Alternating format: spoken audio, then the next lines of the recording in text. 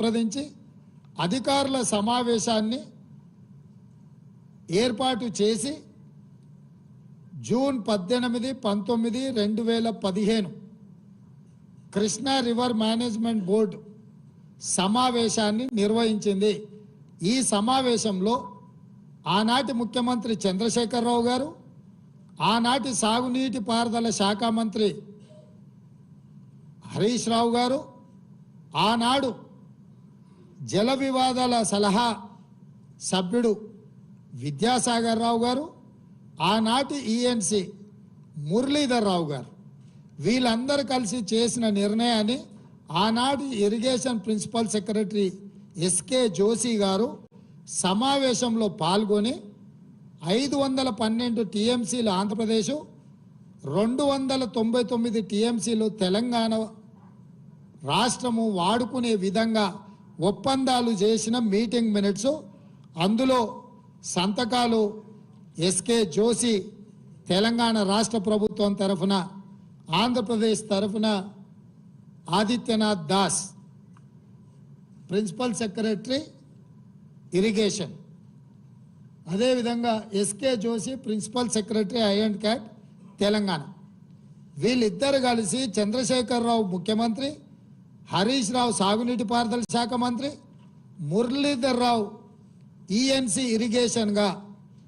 June 18, 19, 2015 నాడు కేంద్ర ప్రభుత్వ పరిధిలో సమావేశాన్ని నిర్వహిస్తే ఈ సమావేశంలో మా తెలంగాణకు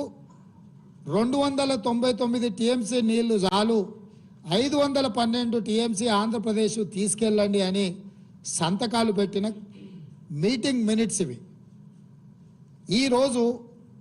తెలంగాణకు సగం నీళ్లు రావాలి కృష్ణానదిలో అంటే 405 టీఎంసీలు కావాలని ఏదైతే ఈరోజు మనకు 50% వాటా కావాలని ఆరోపణలు చేస్తుండ్రో, ఆనాడు 50% వాటా అడగకపోను, వాస్తవంగా కృష్ణానది పరివాహక ప్రాంతం 68% తెలంగాణలో ఉంది, 32% మాత్రమే ఆంధ్రప్రదేశ్లో ఉంది. అంతర్జాతీయ నీటి వినియోగ విధి విధానంలో పరివాహక ప్రాంతం ఎంతైతే ఆ రాష్ట్రంలో ఉంటుందో ఆ మేరకు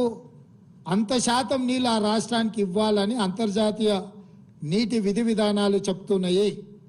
అంటే 811 టీఎంసీలో 68% తెలంగాణకు తీసుకుంటే 500 పైచిలకు టీఎంసీలు తెలంగాణకు రావాలి, 200 పైచిలకు టీఎంసీలు మాత్రమే ఆంధ్రప్రదేశ్కు పోవాలి. కానీ పూర్తిగా దానికి ఉల్టా 512 టీఎంసీలు ఆంధ్రప్రదేశ్కి ఇచ్చేసి 299 టీఎంసీలే తెలంగాణకు సంతకం పెట్టి శాశ్వతంగా తెలంగాణకు రావాల్సిన నీటి హక్కులను ఆంధ్రప్రదేశ్కు దారదత్తం చేసిన దుర్మార్గుడు ఎవరైనా ఉన్నాడు అని అంటే కల్వకుంట్ల చంద్రశేఖరరావు. ఇది అధికారిక పత్రము, అధికారిక సాక్ష్యం. ఇక్కడనే పారాగ్రాఫ్ 3లో స్పష్టంగా state come to be 512 TMC in Andhra Pradesh and 299 TMC in Telangana